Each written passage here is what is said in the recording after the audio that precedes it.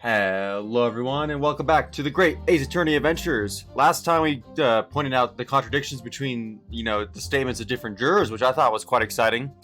And we uncovered that there's quite a few contradictory things there. I mean, number one, we discovered that the fare was not as it should have been. Apparently Beppo here was charging people extra, even though it was supposed to be 4 pence, but he ended up charging them 5 pence. Anyway, the other thing that we have not touched on, we still have to clear up, is that one of the men here, I forget which one it was, one of them saw them stabbing him in his seats, and the other one saw him stabbing him on the floor, so we still have to clear that up. So I assume that's what we have to press on about. Let's figure out how to press it. Yeah, I think this whole thing with the pence is irrelevant. We don't need to press that. Let's press this statement here. I need you guys to describe how it happened. This blood-curdling sight. You mean the murder, I presume? Yes, sir. Again, I'm just gonna look around. I think it'll be obvious, right, when that happens, right? When someone has a reaction. A loathsome sight. No one should have to witness the horror in the eyes of a man the moment his life is taken. Oh, well, not exactly, sir. I mean, I didn't actually see the exact moment the gent was stabbed. Well, that's kind of important. You should have mentioned that. Good gracious, really? We have another witness who did, however. The banker has already testified to it. But Mr. First didn't actually see the point at which the victim was killed. That may turn out to be very significant. I heard the banker gent next to me take a sharp intake of breath, see? That's when I looked through the glass. That's when I saw that horrible blade poking out from his belly, all covered in blood. Every time I see a knife now, I can't help screaming, even when I'm eating. Well, it's only happened, not that long ago, so how many times have you seen a knife? I tell you, I saw McGilda stabbing that man. Everything I said before stands. Again, how are they seated? So, you saw the defendant, Mr. McGilda, stabbing the victim, Mr. Mason, who was sitting next to him. That's what I said, isn't it? It was bothering me before, this was. For just a brief moment, he hesitated before answering the question. Anyway, there was only the two of them inside the carriage, wasn't there? There's been much talk of a 5th passenger, but as yet, zero evidence. Then what are we wasting all this time for, eh? It's black and white. The man's guilty. I still think it's possible that someone was hiding underneath the seats. Something about Mr. Fairplay's testimony just jars with me. I wish I could work out what it was. So that's telling me I have to present. Let me review what I have in the record here. Actually, hang on. Let me go back and look at that statement. I tell you, I saw Mr. McGill stabbing that man. Everything I said before stands.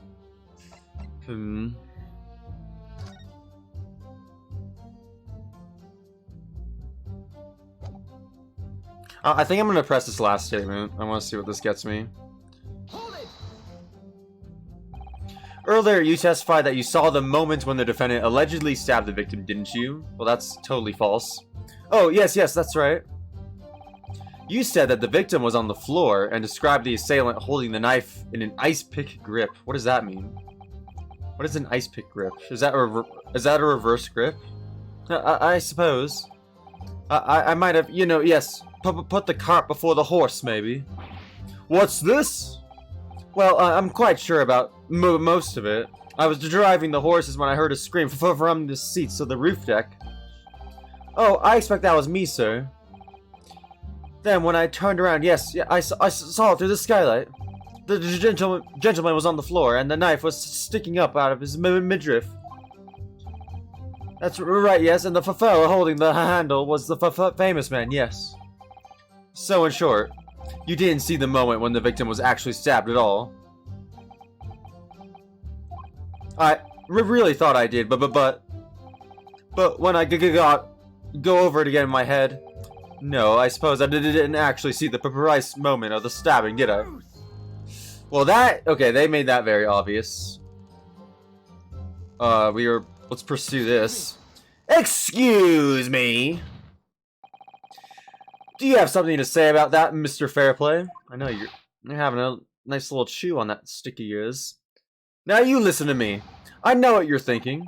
He didn't really see the exact moment the fellow was stabbed. What are the chances of that? Eh? Are you asking me or telling me? He's getting flustered. I might be able to extract some new information from him if I answer him cleverly. Could he have just happened to see the exact moment the crime was committed?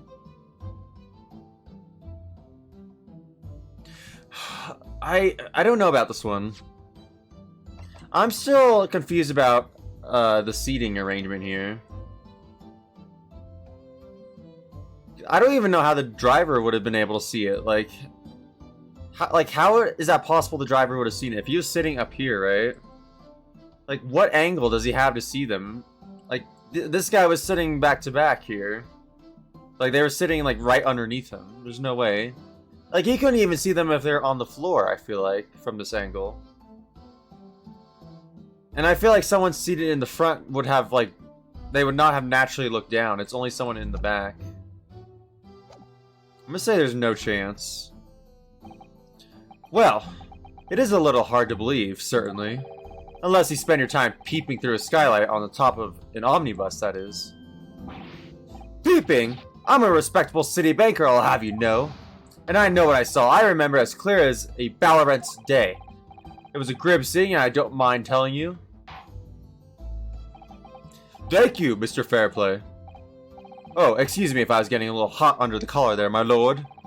I would ask you to supplement your testimony with a clear statement about what exactly you saw. Oh, I can do that all right. I'll tell you just how grim it was. Where were you seated? I just need to know this. Do you think I forget the size of those blood-soaked hands after the butcher stabbed that man? Let's press that.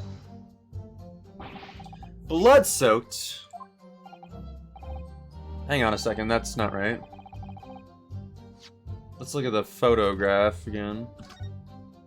Well, I guess if he was seated in the back, that could be blood-soaked, I would say, if you could see that. Because if you still wouldn't be able to see their faces, though. That's the problem. Oh, well, perhaps soaked is laying it on a little thick, but anyway, there was definitely blood all over them. Both of them were covered in it. And you saw that from the roof, through the skylight. Well, the skylight's reasonably large, so I had a pretty good view. And there was a lamp on inside the carriage as well, so I'm quite sure of what I saw. This is Baker's latest statement. I feel sure there's something not quite right about it. When you feel something doesn't add up, Mr. Naruhodo, that's when you should have a good look through the court record. Okay, so the game's telling me should be presenting there. Not long ago, this trial very nearly came to an end. Somehow we've managed to keep our chances alive here.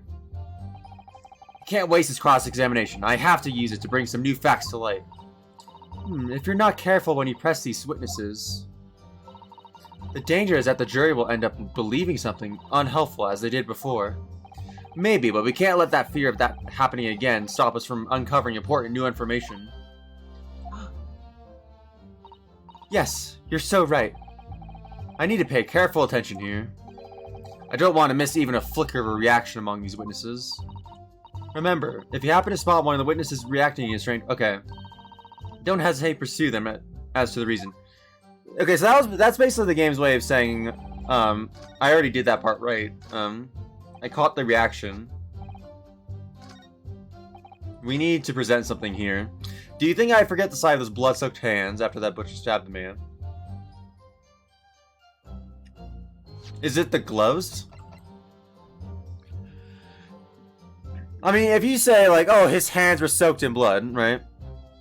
I would assume you're talking about either his hands or the gloves, but I think the contradiction here is that they're saying it wasn't his gloves, or sorry, it wasn't his hands, it was his gloves. Let's just present that. Again, I wouldn't count this as a contradiction per se. Blood-soaked hands. Well, I admit that soaked might be laying it on a little thick, but yeah, you just said that. But anyway, there was definitely blood all over them. Both of them were covered in it. Well, I'm very sorry to disagree, Mr. Fairplay. More than a little peculiar. But oh, sorry, but that's more than a little peculiar. What? What? Here are the gloves worn by the defendant, Mr. McGilded, on the night in question. Oh, yes, right. And there certainly does appear to be a sizable dark-colored stain there. But as I'm sure you can clearly see, it's only on the right-hand glove. Oh, is that the problem? I didn't even catch that. Ugh! In short, Mr. Fairplay, your testimony is inconsistent. Yeah! But no, that can't be right. So, you're the liar here then? Yeah! That's right, you were quite clear about it. You said, yeah, it was both hands. Grr. It's definitely quite an odd animation, isn't it? Mr. Fairplay, if your last statement was a lie, it calls your entire testimony into question. You say you saw the moment the victim was stabbed, but is that really the truth? Objection! I still love how his objections are in a different font and color. It was a simple mistake. You can't justify accusing this man of lying. Yes, it was in both hands. It was only one. But the fact remains. The victim's blood was on the accused.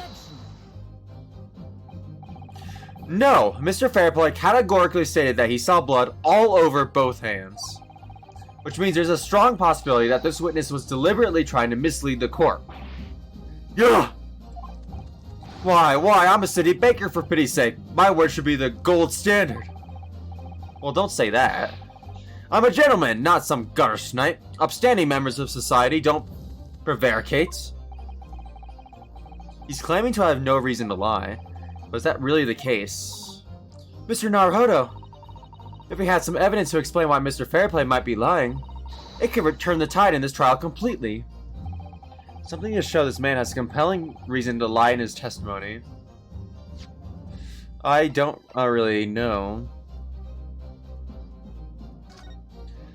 Occupation brickmaker, stabbed once in the abdomen with a knife while journeying in the omnibus, died due to internal hemorrhaging resulting from trauma. Oh, and I wanted to keep looking at that.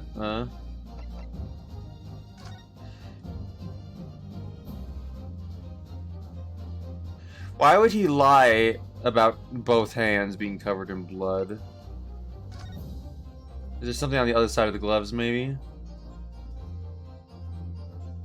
No. The largest knife that was found lodged in the victim's abdomen. Its quality and fancy ornamentation suggests it might be quite valuable. There is an M on the dagger. What was his name? Bruce Fairplay? I mean, that's not really helpful. And then this editor's letter. Can I open this? I want to see what's in here. This portfolio must contain all sorts of secrets of London's gentry. Oh dear, do you really think we ought to look inside? Well, it's not as though we know any of London's gentry personally, is it? Apart from our great detective friend, perhaps. Actually, I wonder. I assure you we will not find Mr. Sholmes' name inside. Well, let's see what we find.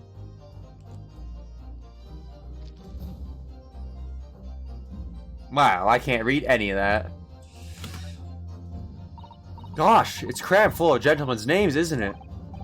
Well, I suppose they're probably not all gentlemen at all, are they? After all, not everyone in this country is well off. Ah, goodness! What is it? Look at this. Do you see this name here? Bruce Fairplay! Oh, I'm so glad I checked this. Should that mean something to me? It does sound strangely familiar, actually. Bruce Fairplay, the witness testifying at this very moment. Oh yes, of course, the banker. Why is his name in here? Ah, he borrowed 20 guineas, did he? And look, the repayment date is fast approaching. It's possible that this is just a coincidence, of course. But this could be very useful information. I'm so glad I examined that. In fact, if I didn't examine that and I presented that, it would have probably been wrong because I didn't have it updated. I don't think I need to re-examine that. Let's get back out of here. I have evidence! My lord! Yes, counsel.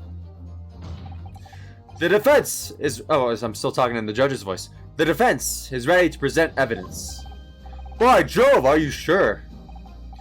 Yes, evidence that will clearly demonstrate why Mr. Fairplay had reason to lie in his testimony.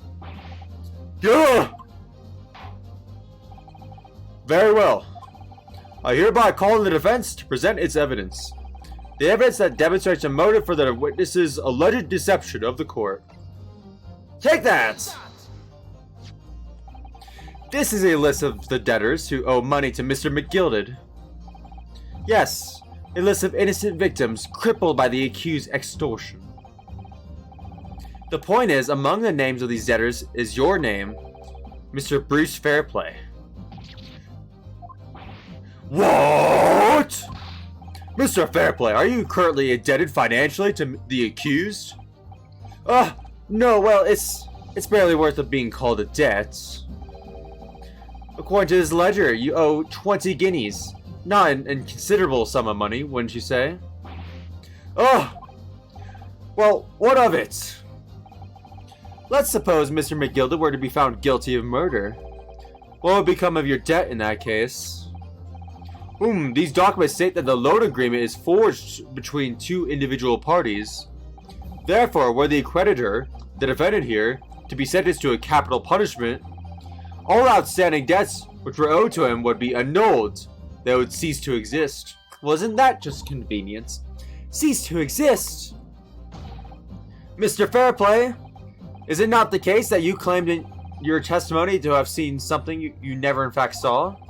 In a devious attempt to annul your debt of 20 guineas to the defendant? Wow, imagine trying to get someone killed over 20 guineas. Yeah! Man, Beppo is really tiny, isn't he? Order! Mr. Bruce Fairplay. Yes, my lord. Let me ask you again. And be aware that your answer may have most serious implications upon your future, sir. This man is just committing perjury.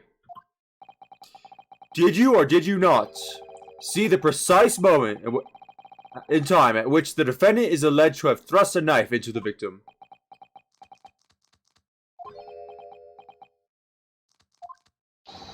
Your silence speaks volumes. You did not tell the truth in your testimony. Alright, now let's not make a melodrama out of this. Perhaps I did overstate the truth a pinch. A pinch? But it makes no difference. I definitely remember seeing blood on Mr. McGilded's hands, both of them. And yet, only one of the defendant's gloves, which we have here as evidence, is stained. Gah, so you keep saying. I wonder if I might be allowed to speak, sir. Go ahead, Mr. First. Well, the thing is, I think I remember seeing it myself, as it happens. Seeing what? The blood, sir, on the assailant's hands. I think, yes. Yes, I'm almost sure that it was on both of his hands, not just one. What?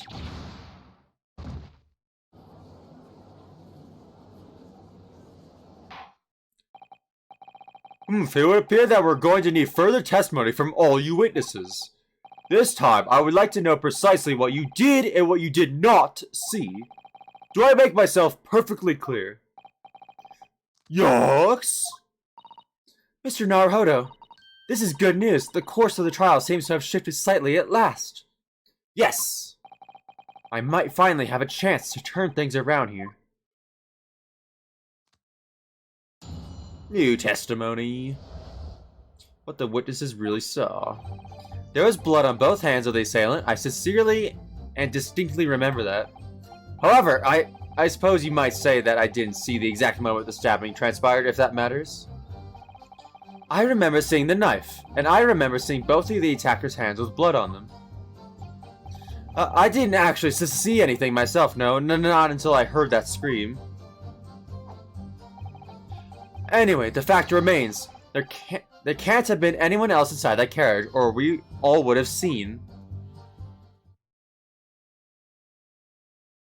I'm also thinking is like, is there just an angle where that person, a fifth person, could have just been like, could the person have just been seated in the opposite seats and they couldn't have seen because they were facing the wrong way? Well, lo and behold, the truth of fact, not one of you is witness to the crucial moment the crime was perpetrated. I apologize, my lord, but honestly, there's no one else inside that carriage, and the man's hands were covered in blood. That much incriminating evidence is tantamount to saying we saw the man do it. That's really not what testimony is about. Let us examine the interior of the omnibus once more. Can we examine these dang sightlines, please? The victim's fresh blood is clearly visible on the seat, corroborating the witnesses' accounts. In other words, there is no substantial nor significant change in the facts of the case. Oh, you know what I else just thought about? Hang on.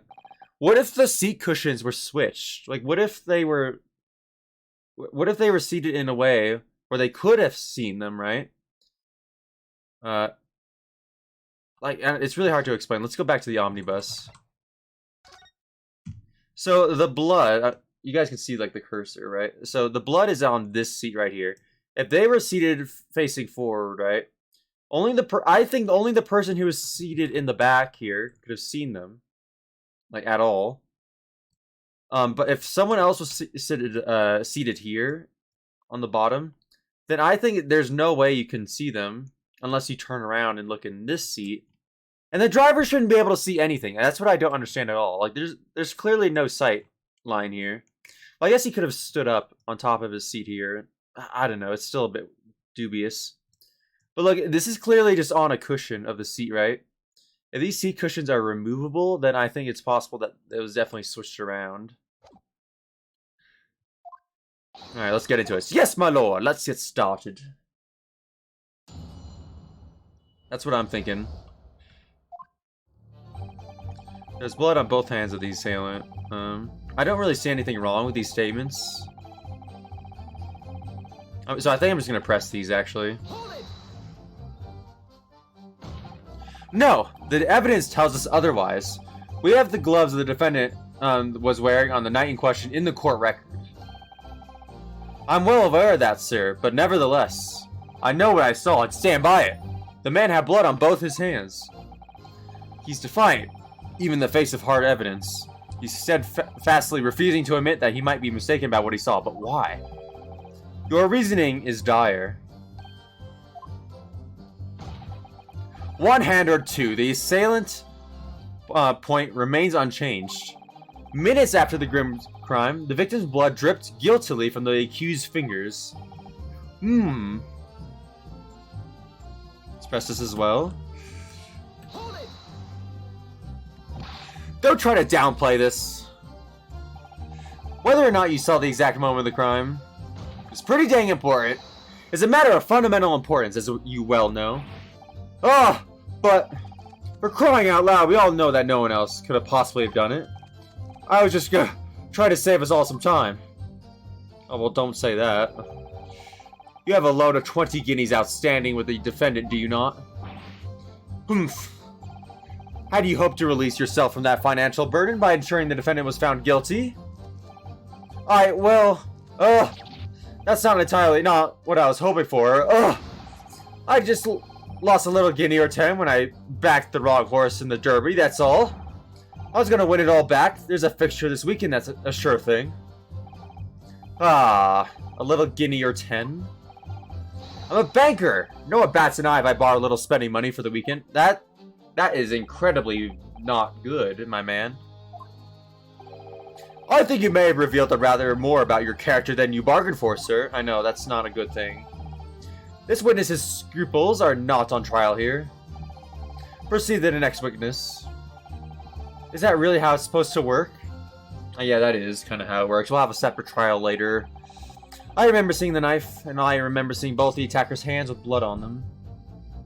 Guess we'll press this too. You definitely saw that too. Blood on both hands. Yes, sir. I mean, I know what you're gonna say. Only one of Mr. McGillicud's gloves has any signs of blood on it. That's right. The thing is, as far as I remember, sir, when I looked down and saw Mr. McGillis sitting beside the other fellow, I don't believe he was wearing any gloves, sir. He wasn't wearing these gloves? That's correct, sir, and I saw blood on both his bare hands quite clearly. Well then, surely the police would have noticed his bare hands were covered in blood. It's true that the dark-colored stain on the dark leather gloves wouldn't have been easy to see. I should point out that the police officer who apprehended the accused on the night in question reported that there was no trace of blood on Mr. McGillicud's gloved hands. Wait, what? There was no trace of blood on Mr. McGillicud's gloved hands? Is that saying on his bare hands or on the glove? I don't understand what he just said. There wasn't blood on his hands? This is puzzling indeed. This must be significant somehow, I'm sure of it. I didn't actually see anything myself. No, not until I heard that scream. Press this too. You didn't see anything? Oh, yes, sir. That is to say... No, sir. I didn't. Very sorry about what I said before, sir. Very sorry, yes. It was very wrong of me to make up stories. And it's to say I didn't stab the man. Saw him stab the man. Well, wouldn't you agree, sir? Oof. I know what you're insinuating, but I certainly won't. I wasn't making up stories. Still, to say you saw nothing isn't right either, is it? No, sir. I saw nothing at all. Mr. Beppa, you were driving your horses. At the very least, you must have enjoyed a good view of London streets, no?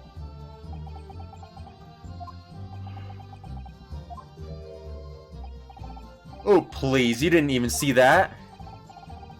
It was so cold that night, you see. It was all I could do is to keep from passing out, sir. Yes, my head was frozen solid. Sorry to say, sir. It would seem prudent to avoid travel on the last omnibus service of London's cold winter nights. Beppo! Ah! Alright, one more statement to press. Anyway, the fact remains there can't have been anyone else inside the carriage or we all would have seen. But what if they were in the seats you didn't have a good sight line of? And everything you saw of the incident was through the skylight on the roof of the omnibus? That's right. It was fiercely cold that night, but the glass wasn't frosted over. Oh yes, I remember I was shivering. It was so bitter. Which rather begs the question of why the pair of you were sitting on the roof deck in the first place. Well, I don't know about this young fellow, but I couldn't enter the cabin. You couldn't?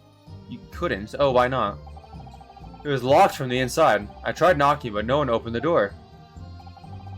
It was locked. Why is that an option on a public transport? What? That's right, and it's a public bus service, for pity's sake. That's not what I call fair play. Yes, I had exactly the same experience. I tried knocking, but the jet inside just gestured at me to clear off. So I had no choice but to climb up to the roof deck and look down longingly into the warm cabin below. Well, I can assure you, I wasn't just looking down. I was glaring, long and hard. And that's precisely why I can tell you with absolute confidence that if there was anyone else at all in that cabin, I would have noticed. Unequivocal, I would say. I'm not sure about these two witnesses. Could they have really seen everything inside the cabin through the skylight? They might not have been able to because of sight lines. Allow me to confirm one thing, Mr. Fairplay. Where were you seated? I need to know this information. You were riding this omnibus and witnessed the events in the cabin through the skylight in the floor of the upper deck. Is that right? That's right, yes. In that case, there is a portion of the cabin interior that would have been out of sight from me. Yes! Someone is finally saying it! Yes! What? By golly, really? Obviously, at this stage, we can't say for sure. But the possibility cannot be denied that at the time of the incident, there could have been another passenger in the enclosed cabin of the omnibus. Objection. Enough hypothetical meandering, my Nipponese friend. The prosecution demands that you substantiate your claims. After all, the scene of the crime is here, in the flesh. Very well, I will uphold the prosecution's demand. Let me point at it, yes! You will identify the area of this cross-sectional plan of the omnibus. Where exactly in the omnibus are you suggesting that this potential extra passenger could have been situated? Right there! Both rows of seats on the roof face in the direction of travel, whereas the seats in the enclosed cabin face each other, which means the visible part of the cabin, which passengers on the roof deck can see through the skylight, is as I've drawn here. Wow, you're such a good artist, Ryunosuke. Oh! That's right, my lord. As you can see, the seat opposite the one on which the victim and his attacker were sitting is obscured from view. In other words, if someone had been sitting on that seat, it's quite possible that these witnesses would have been completely unaware of it. Gah! Well, surely if they were inside, or sorry, if they were like looking through the door, right? Like they're trying to get through the locked door, they would have seen the people though. It's quite possible some phantom was sitting there. You Nipponese have a forbidding habit of obscuring the truth with ambiguity. I concur with the prosecution's rejoinder. In a British court of law, evidence is paramount. I cannot entertain this conjecture, Counts. What do you mean? We don't need evidence for this. Just have someone go up there and sit right now and see if they can see someone there. I don't understand this. That is, unless you're able to put a name to this mysterious passenger to whom you allude. Can you, Mr. Naruhodo? A name? I honestly don't know. Who could it have been? Who could have been in the other seat, which was out of sight from the witness on the roof? We don't have it. There's not enough people in this court case.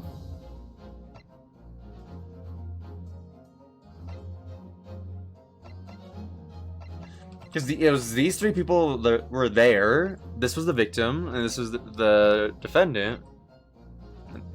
And I would say it's ludicrous to suggest that my assistant and the prosecutor was there. So unless, like, the Lord Chief Justice was there, I don't think... I have no idea, yeah.